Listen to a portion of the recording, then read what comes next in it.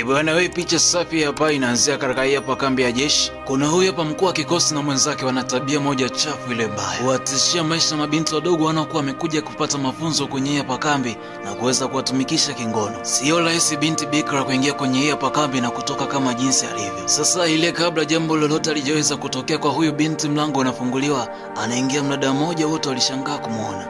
Begani mwake alikuwa na nyota. Alichosema kwamba anashukuru ushahidi umekamilika. Sasa kabla ya hiyo siku tunaanzia hapa katika uwanja wa mazoezi. Kuna mission moja kali sana unataka kuitimiza. Hao mabinti wanne hivyo walichaguliwa rasmi kuweza kupitishwa katika mazoezi ili wawe imara kwenda kukabiliana na hiyo mission. Basi mabinti hawa wanne wakawa wamekabidhiwa mikononi kwa wakufunzi wawili wenye tamaa ya ngono kulikoni utu na kiapo alichokiapa. Ila kumbe wasifahamu kwamba taarifa zao zimeshafika katika uongozi na wasijue katikati ya hao mabinti wanne kuna mmoja ni mkuu wa kikosi ambaye amekuja hapa kama mpelelezi. Basi wakaendelea na mazoezi pale. Wakati huo mpelelezi alikuwa akiendelea kusoma mchezo mmoja baada ya mwingine. Mkufunzi akawa anasema kwamba unapokuwa katika kambi ya jeshi, tia amri ya mkuu wako na kila utakachoambiwa basi inabidi ufanye.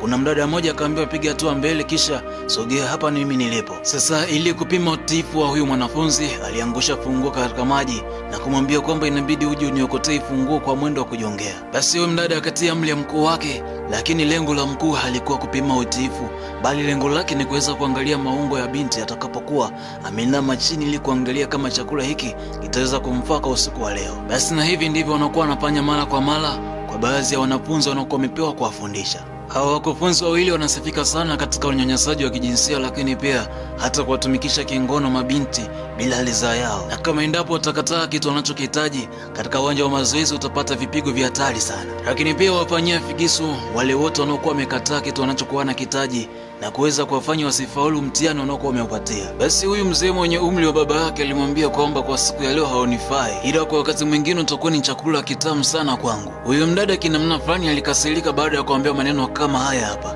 Alikuwa akipiga hatua moja baada ya nyingine akifikiria maneno aliyoambiwa na mzee mwenye umri wa baba yake. Basi hao mafanda wakamsogelea binti mmoja huko wakimwambia maneno ya kumtisha ili tu asiache kufanya kitu wanachomuomba afanye. Huyo mdada mwenye sura kauzi wakasema kwamba wazee ni wapuuzi sana. Sasa zikawa zimepita siku kadhaa wakiendelea na mazoezi katika ile Z4. Binti mmoja miongoni mwa wale binti wanne aitwaye Catherine alikuwa anaingia taratibu katika ofisi ya mkufunzi. Huyo binti kiuhakika ni ana cheo kikubwa kuliko hawa hapa wakufunzi, bali lengo lake la kuja hapa amekuja kudhibitisha yale yote anayokuwa anapewa taarifa kuhusiana na hawa hapa wakufunzi. Yeye anatoka katika kambi nyingine na cheo chake ni General Commander. Bado amekuja katika hiki hapa kikosi kama naye ni mmoja anayekuja kupata mafunzo ndani ya hiki hapa kikosi. Kumbe lengo lake ni kuja kupeleleza mambo yanayoendelea ndani ya hiki hapa kikosi. Basi kila siku iliyoitwa leo alikuwa akiendelea kukusanya ushahidi mmoja baada ya mwingine. Sasa kwa siku ya leo, baada ya kuingia katika ofisi ya mkuu, huyo mkufunzi alikuwa akiendelea kumwaga mistari mbele ya bibi Catherine, akimwambia kwamba kama utanikubali mimi nitahakikisha na kufanywa na kuwa mtu mkubwa sana katika hapa kambi ya jeshi, na nitahakikisha napata ajira lako iwezekanavyo. Cha msingi ni swala dogo tu la wewe kukubali kufanya mapenzi na mimi. Binti akamuuliza kwamba ni hicho tu nitakachofaidika nacho. Huyo mkufunzi akasema kwamba ongea, unaonekana uko smart sana, ila usiku wa leo tunategemea kupata baadhi ya silaha kutoka mlimani. Lakini kama unavyojua binti mdogo, haya ni maisha, hivyo tunatoka kufanya juu chini mzigo wapo usifike katika hii hapa kambi. Na kama utasaidia kufelisha mzigo kuingia katika hii hapa kambi, utaweza kupatia donge moja nono sana. Lakini binti akasema kwamba siwezi kwenda kuwatoa sadaka mabinti wadogo kama wale pale wakafika katika hapo vita mnayoenda kuitengeneza. Lakini wao kumwambia kwamba sikia binti mdogo, maisha ni kama puzzle ama mtu anapokuwa anacheza draft. Usipoitumia vizuri nafasi ulionayo, basi elewa kabisa utaanguka. Lakini Catherine akasema kwamba siwezi kwenda kuyatoa sadaka maisha ya mabinti wadogo kama wale pale. Na swala la mimi kukuvulia nguo sahau kabisa. Basi mrembo akaondoka pale akiwaacha wakicheka sana. Wanaamini kwamba ipo siku tu ataingia katika 18 zao. Basi maisha yakazidi kuendelea katika hapa kambi ya jeshi kuhusiana na mzigo wa silaha aliokuwa anahitaji kuteka hapa mafande. Kwa sababu taarifa zilikuwa zimefika kwa mtu sahihi,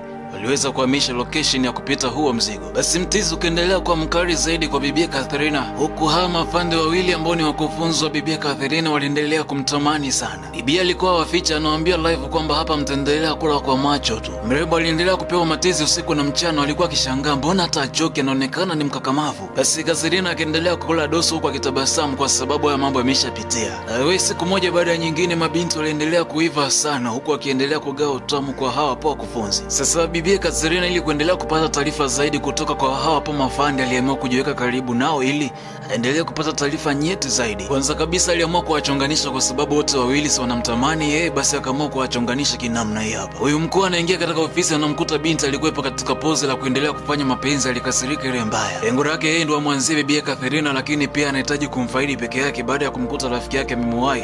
Ilimuuma sana hii kitu. Basi huyu mzee akamwambia Catherine, leo ni wangu, nenda katafute mwingine huko. Basi huyu mzee akasema kwamba mtajutia kwa hili hapa, kisha akaondoka huko akiwa na hasira sana. Kinamna hiyo tayari wameanza kupishana wao wawili kama jinsi ambavyo lengo la Catherine lilivyokuwa.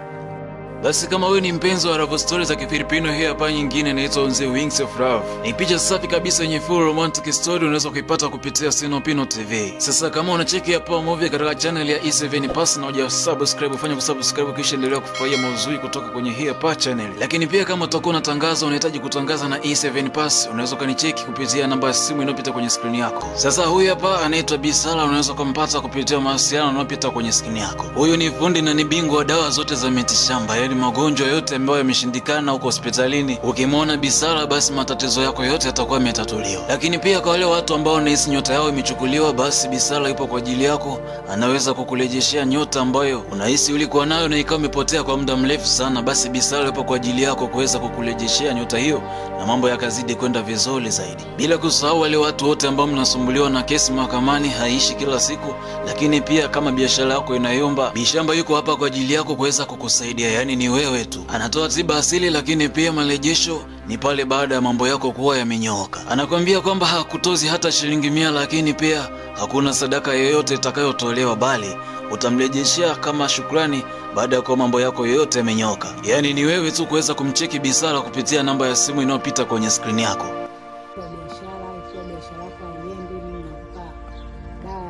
Biashara inaenda vizuri, unafanya biashara na pesa unafanya, hamna chuma uleta wala nini. Mtu wa mapenzi, kama mtu amekosana na mpenzi wake, anamrudisha mpenzi wake, anarudiana na mapenzi yanaendelea vizuri. Pia anasaidia kushinda kesi mahakamani, pia na kesi hata ikiwa mbaya vipi. Yes, basi tunaendelea na goma hili hapa. Mimi hapa ni DJ Eli.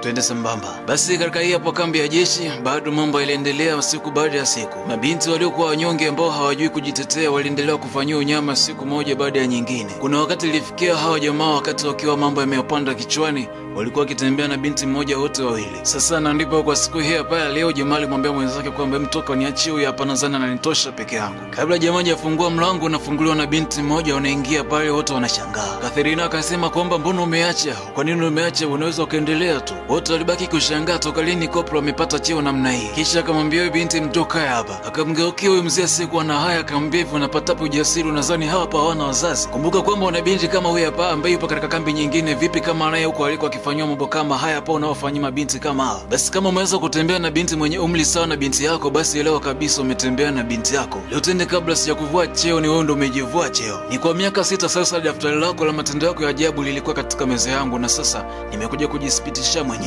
Kila aina ya ushahidi nimeukusanya mwenyewe hadi ile siku mzee alipokuwa akiongelea ile deal la kwenda kukamata silaha, kila kitu kilikuwa wazi. Basi bibi Catherine akatoa amri ya kamata huyo mzee ambaye ni mkuu wa mafunzo pamoja na rafiki yake waende maboso. Alikuwa akisema kwamba tazama, nina familia, tafadhali onea huruma familia yangu. Wataoneaje huruma familia yako angari wewe hujaonea huruma familia ya watoto ambao wamekuja katika hii hapa kambi? Basi Catherine akamwambia huyo hapa binti kwamba kumbuka, haki yako bado ipo. Wakati mwingine usikubali kutoa utu wako kwa sababu tu ya mtu nafasi aliyoshikilia. Inakubidi ufanye mazoezi kuhusiana na cheo na ajira utaipata kulingana na kazi unavyoipiga. Basi nami kufikia mpaka hapo niseme sina la ziada tena. Ulikuwa nami katika hapa mzigo mfupi. Tukutane tena katika ngoma nyingine. Bwana hiki hapa chuma kinaanzia katika hii hapa chuo. Kulikuwa leo kuna mahafali hapa yanafanyika. Best student alikuwa mbele, wakasema kwamba basi katika kuja kukipokea cheti inabidi aje na mke wake. Cha ajabu wakanyanyuka mabinti wawili na wote wakiwa ni wajawazito. Mchiza akachanganyikiwa pale kinoma noma, mahafali yakawa yamebadilika tayari. Huyo principal akasirika ile mbaya, akasema nawe ni nani? Mdada mmoja anasema kwamba mimi ni mke wake na tulikuwa tumepanga kuishi wote, na hata hapa ujauzito ni mali yake, na shangani kwa nini akunialika kwenye hii hapa shele yake hadi secretary amenalika. Basi secretary akamwambia principal kwamba mimi nimemwalika mtu ambaye amerejistiwa kwenye kitabu kwamba ni mke wa Mr. David. Sasa katika hao mabinti, huyo hapa binti ni mtoto wa principal, akasema kwamba mimi ndiye mke halali wa Mr. David.